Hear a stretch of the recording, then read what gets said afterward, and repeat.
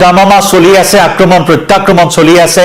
Israel আমেৰিকাৰ সামৰিক বাহিনীয়ে ইৰাণৰ ওপৰত আক্ৰমণ চলাই আছে আৰু তাৰ প্ৰত্যুত্তৰো ইৰাণে দি আহিছে। আৰু তাৰ মাজতে ইৰাণে এইবাৰ হুংকাৰ দিছে। ইৰাণে হুংকাৰ দিছে আমেৰিকাক, ইৰাণে হুংকাৰ দিছে ইজৰাইলক। মধ্যপ্ৰাচ্যত থকা আমেৰিকাৰ বিত্তীয় প্ৰতিষ্ঠানত এইবাৰ ইৰাণে চলাব আক্ৰমণ। প্ৰচণ্ড আক্ৰমণৰ সন্মুখীন হ'ব মধ্যপ্ৰাচ্যত থকা আমেৰিকাৰ বিত্তীয় প্ৰতিষ্ঠানসমূহ। গুগল, এমাজনকে ধৰি এই গুৰুত্বপূৰ্ণ প্ৰতিষ্ঠানসমূহৰ কাৰ্যালয়তো আক্ৰমণ চলাৰ হুংকাৰ দিছে ইৰাণে। নমস্কাৰ প্ৰিয় দৰ্শক, মই জয়ন্ত মাধৱ গোস্বামী আপোনাক স্বাগতম জনাইছো নিউজ 18 অসম নৰ্থ ইষ্টৰ ডিজিটেল লাইভলৈ। আৰু এয়া মধ্যপ্ৰাচ্যৰ অন্যতম এক গুৰুত্বপূৰ্ণ খবৰ এই মুহূৰ্তত লৈ আহিছো আপোনালোকৰ সন্মুখলৈ। বিত্তীয় প্ৰতিষ্ঠান মধ্যপ্ৰাচ্যত আমেৰিকাৰ যিসমূহ বিত্তীয় প্ৰতিষ্ঠান আছে, যিসমূহ বিত্তীয় প্ৰতিষ্ঠানৰ পৰা আন্তঃৰাষ্ট্ৰীয় বেংকসমূহ পৰিচালনা কৰে আমেৰিকাই, যিসমূহ বিত্তীয় হাব আছে মধ্যপ্ৰাচ্যত আমেৰিকাৰ, সেই বিত্তীয় হাবসমূহলৈ এতিয়া অশনি সংকেত নমাই আনিছে ইৰাণৰ এই ভাবুকিয়ে।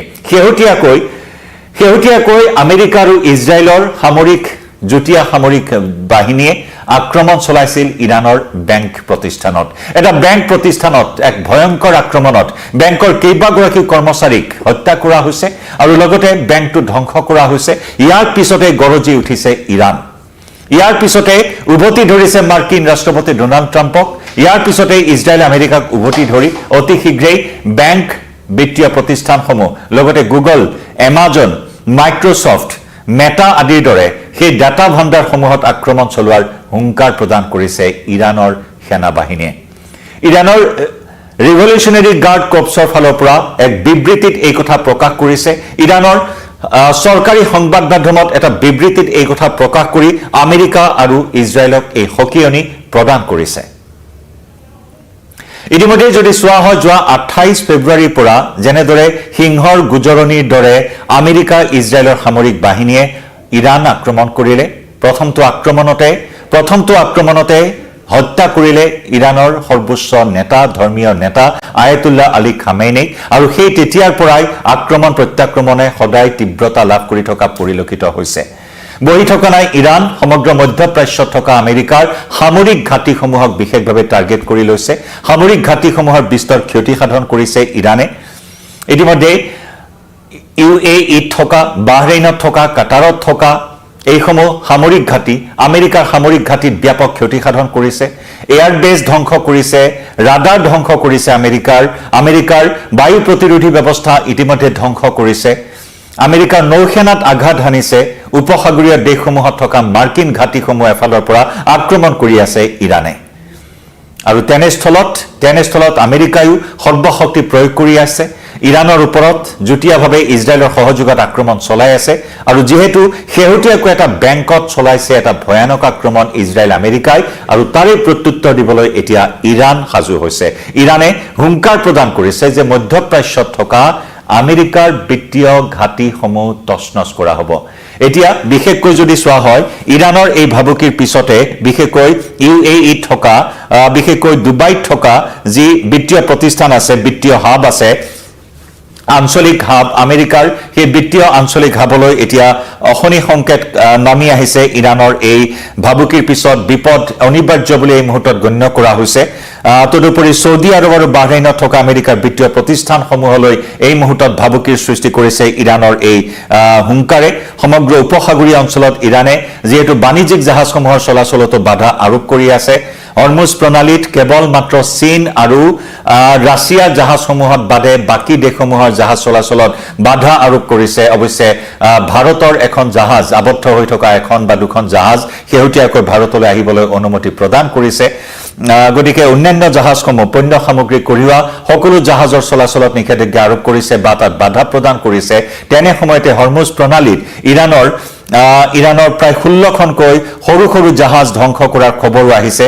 সৰু জাহাজ ধ্বংস কৰাৰ কথা এই মুহূৰ্তত আমেৰিকাই সদৰি কৰিছে, য'ত নেকি ইৰাণৰ 16খন জাহাজ মাৰ্কিন বাহিনীয়ে ধ্বংস কৰা বুলি দাবী কৰিছে।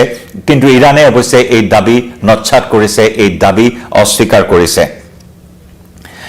সমান্তৰালকৈ ইৰাণে নৌসেনা বাহিনীৰ কেইবাখনো, আমেৰিকাৰ নৌসেনা বাহিনীৰ কেইবাখনো জাহাজত আঘাত হনা বুলি দাবী কৰিছে।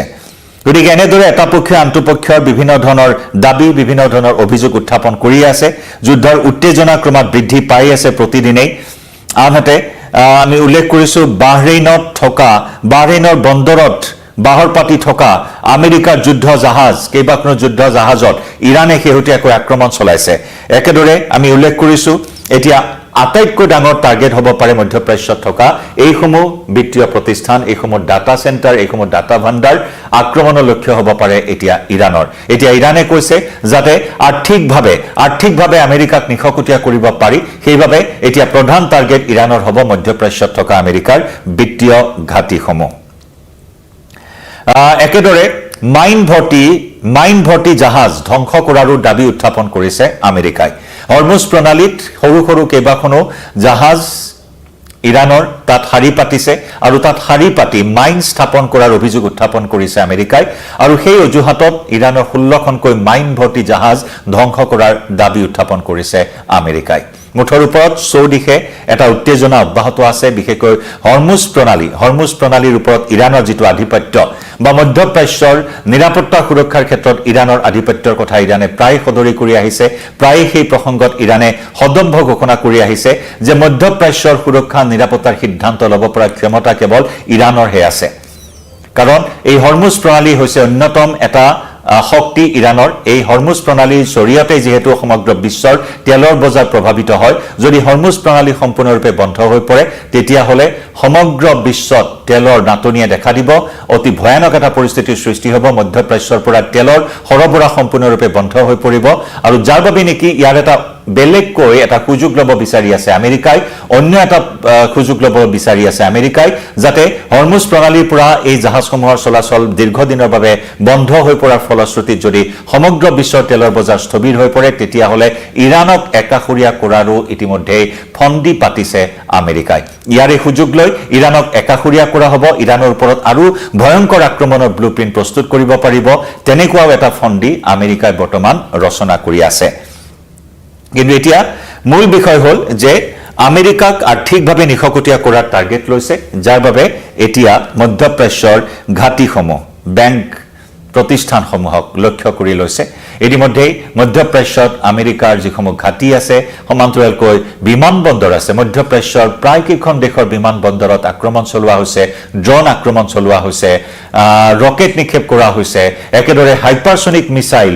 ইৰানে ধাৰাবাহিক ৰূপত নিক্ষেপ কৰি আছে সামৰিক ঘাটিসমূহক লক্ষ্য কৰি মধ্যপ্ৰাচ্যৰ আৰু সমান্তৰালকৈ এতিয়া ডাঙৰ বিষয় যে সৌদি আৰব আৰু বাহৰেইন কাটাৰ এইসমূহ স্থানত থকা আমেৰিকাৰ বিত্তীয় প্ৰতিষ্ঠান আমেৰিকাৰ আঞ্চলিক বিত্তীয় হাব এইসমূহ এতিয়া বিপদত পৰিব পাৰে সমান্তৰালকৈ ইজৰাইলৰো বিত্তীয় প্ৰতিষ্ঠানসমূহক লক্ষ্য কৰি লৈছে ইৰানে য'ত নেকি ড্ৰোন আৰু মিছাইলেৰে ইতিমধ্যে মাৰ্কিন সামৰিক ঘাটিসমূহ ক্ষতি কৰিছে ইৰানে একেদৰে আয়াতুল্লাহ আলী খামেইনিৰ পুত্ৰ মুস্তাবা আল হুছেইনি খামেইনিক ইৰানৰ সৰ্বোচ্চ নেতা নিৰ্বাচিত হোৱাৰ পিছতো মূৰৰ কামৰণিৰ সৃষ্টি হৈছে আমেৰিকাই ইতিমধ্যে হুংকাৰ প্ৰদান কৰিছে যে ইৰানৰ সৰ্বোচ্চ নেতা যিয়েই হ'ব তাকেই হত্যা কৰা হ'ব আৰু সেইবাবে আয়াতুল্লাহ আলী খামেইনিৰ পুত্ৰ দ্বিতীয় পুত্ৰ 56 বছৰীয়া মুস্তাবা খামেইনিৰ নিৰাপত্তাৰ ওপৰতো ইৰানে বিশেষভাৱে গুৰুত্ব প্ৰদান কৰিছে কিলিং স্কোৱাড এটা গঠন কৰিছে আৰু সেই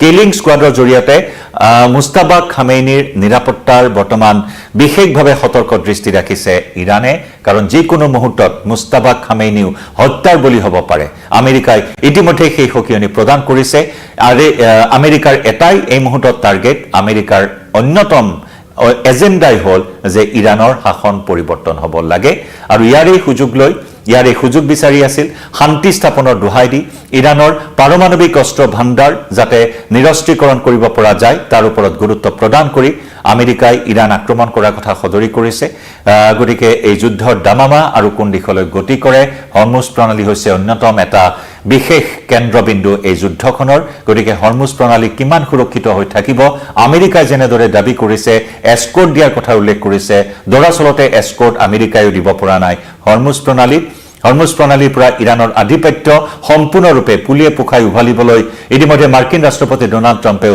সদম্ভ ঘোষণা কৰি আহিছে যদিও সেয়াও বাস্তৱ ক্ষেত্ৰত যে হোৱা নাই সেই কথা ইতিমধ্যে দেখিবলৈ পোৱা হৈছে হৰমুজ প্ৰণালীত পণ্য সামগ্ৰী বাণিজ্যিক জাহাজ কোনো জাহাজই চলাচল কৰিব দিয়া নাই ইৰাণে কিন্তু তাৰ মাজতে ভাল খবৰ যে ভাৰতৰ বিদেশ মন্ত্ৰী এছ জয়শংকৰৰ বিচক্ষণতাত কূটনৈতিক তৎপৰতাত ইতিমধ্যে দুখন জাহাজ ভাৰতলৈ আহিবলৈ অনুমতি দিছে ইৰাণৰ সেনাই জনাই যাম মধ্যপ্ৰাচ্য যুদ্ধৰ প্ৰতিটো আপডেট এই মুহূৰ্তত লাইভৰ পৰা বিদায় লম ধন্যবাদ